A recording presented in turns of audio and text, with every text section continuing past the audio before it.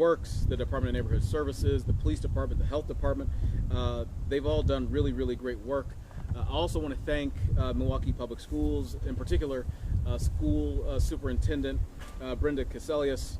School Board President Missy Zombor is here, and she'll speak very shortly, because MPS has really, really been a valued partner in this effort, offering space for emergency housing and also providing this space at McNair School for the Disaster Recovery Center. MPS has really stepped up. I'm really proud of the school system for doing that, and I'm grateful, and I know the city is grateful as well. One of our additional partners in this effort has been Milwaukee County. They've been with us every single step of the way for folks in Milwaukee and all throughout our community that have suffered the consequences of the storm. And so I want to thank our friends at the county, including Milwaukee County Executive David Crowley, who I will call to the podium now. County Exec. Thank you. Well, thank you, Mayor Johnson. I know that applying for federal assistance can sometimes feel overwhelming for many of our residents, but I want every person that has been affected to know that they don't have to navigate this process alone. So we want folks to know that help is not only here, but support is available every step of the way. And so starting tomorrow, Milwaukee County will open 2 disaster recovery centers to make sure that our residents have access to in-person guidance and resources. And so one site will be right here within the city of Milwaukee at McNair Elementary School, and the other will be in Wauwatosa at the Wauwatosa City Hall.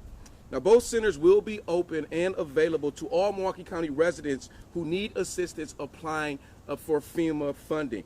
Now, many of you have already started, and some of you have already completed it, but your application for the FEMA individual assistance. So I want to be very clear that you do not need to visit the Disaster Recovery Center in order to receive FEMA payment.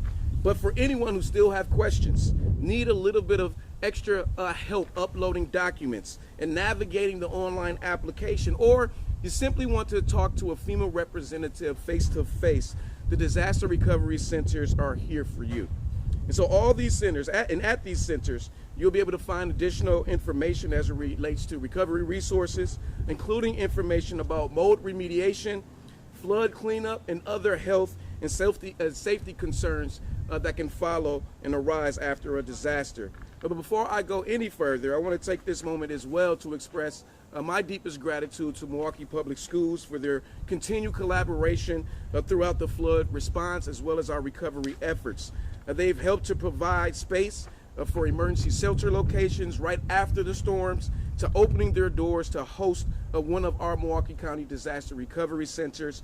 MPS have really shown what it means to be a true partner within our community. But I also want to say thank you as well to our first responders, our public health workers, emergency management teams, and our partner agencies across our entire county who have been working tirelessly over the past 6 weeks. And so many of these professionals, they will be on site at our disaster recovery centers to answer any questions folks may have, but as well to connect you to the right resources. Their expertise, their dedication have been extremely helpful, helping our families begin not only to recover, but also making sure that people are on the right path as we move forward. So we know that our community, we're strong and we're a resilient community, and we're going to continue to look out for our neighbors as we continue to step up and help each other during these times of need.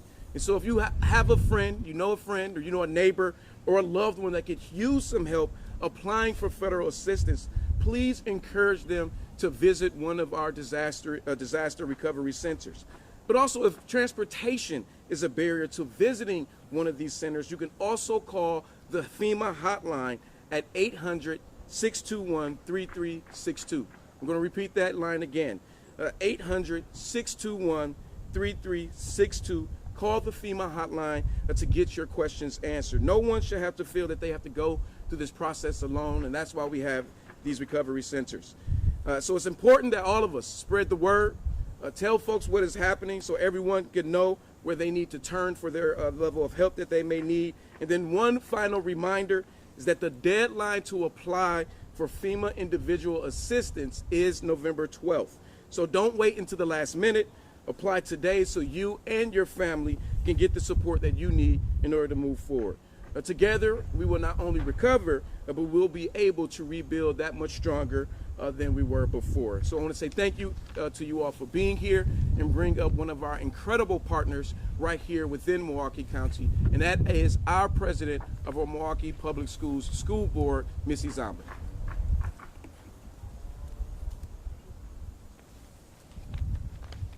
Good morning. Thank you for being here. My name is Missy Zombor. I'm the president of the Milwaukee Board of School Directors. The recent flooding has had major impact on our students, their families, and neighborhoods across Milwaukee. We know how disruptive and devastating these events have been, and we are grateful to FEMA for stepping in with much needed support and resources. Relief efforts like these are critical, and Milwaukee Public Schools is glad to help spread the word so families know where to turn for help. The Milwaukee Board of School Directors believes that public spaces should be used for the public good, and in times of crisis, that means opening our doors to serve our neighbors.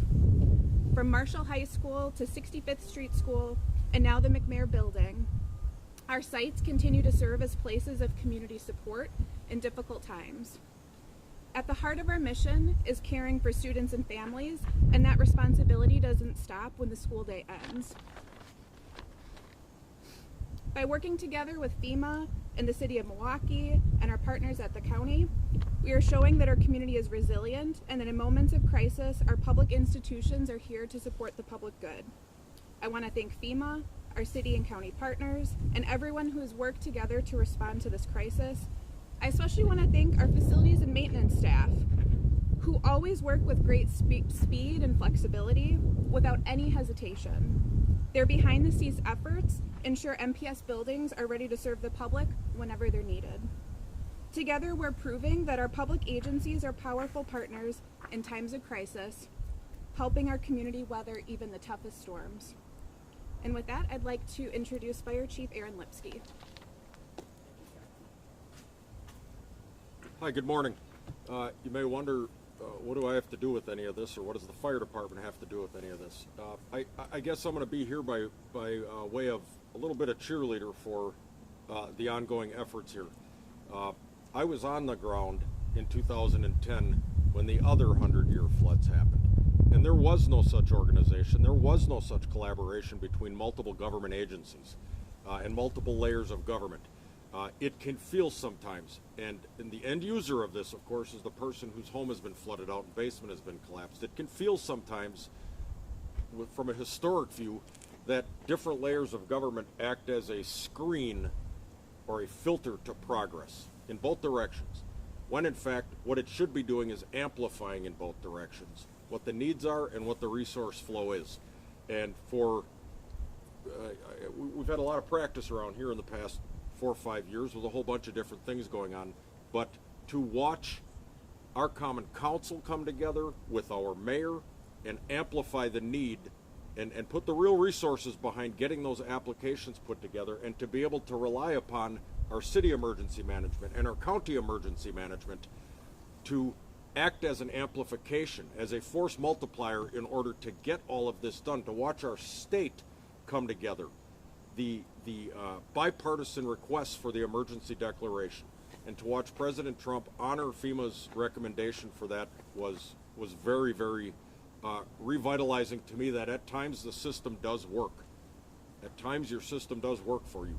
And a more local, real-time demonstration of that is we just began work on this building. This has been a shuttered MPS building here. We just began work on this building inside of a week. I think Thursday or Friday we really started in earnest identifying, and then thank you to our Department of Neighborhood Services Commissioner Jezamil Arroyo Vega, because there's code concerns and issues, and she had her team in here like a SWAT team coming through here making sure everything is squared away.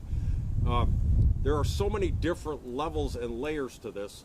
It has been a joy to just watch people come to the table and say, what can we offer? How can we help? Somebody said once long ago, the scariest thing in the world is when the government shows up on your porch and says, hey, we're here to help. I would tell you right now, with the positioning of McNair School very, very near to ground zero for some of the hardest hit neighborhoods from this flood, we are here to help, and it is real. Please, please, please come and visit this site if you have any needs whatsoever.